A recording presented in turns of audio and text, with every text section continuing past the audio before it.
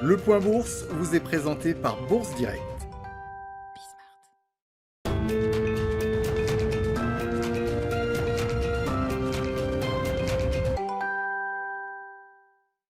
Bonjour à tous, la Bourse de Paris oscille autour de l'équilibre. Ce matin, les investisseurs parisiens accueillent plutôt mal le revirement de situation sur le plan de relance aux États-Unis qui a eu lieu cette nuit.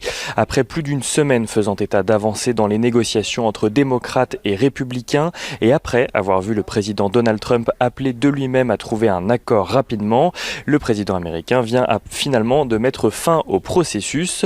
Il annonce sur Twitter avoir donné instruction à ses représentants d'arrêter les négociations jusqu'à ce que l'élection soit passée.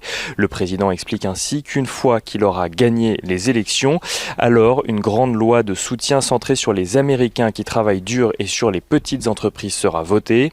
Après avoir tenté de récupérer les recherches en matière de vaccins contre la Covid-19, Donald Trump semble à présent vouloir se servir du plan de relance dans sa stratégie électorale.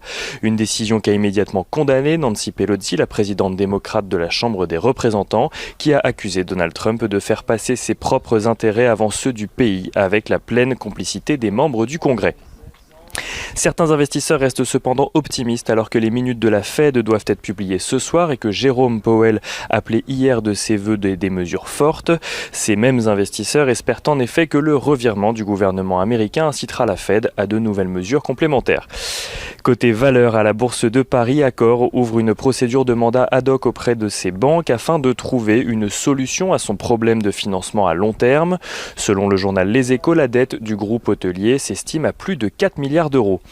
EDF fait part de son côté d'un recul de près de 21% de sa production d'électricité d'origine nucléaire en raison des arrêts de réacteurs et des impacts de la crise du coronavirus sur ses activités.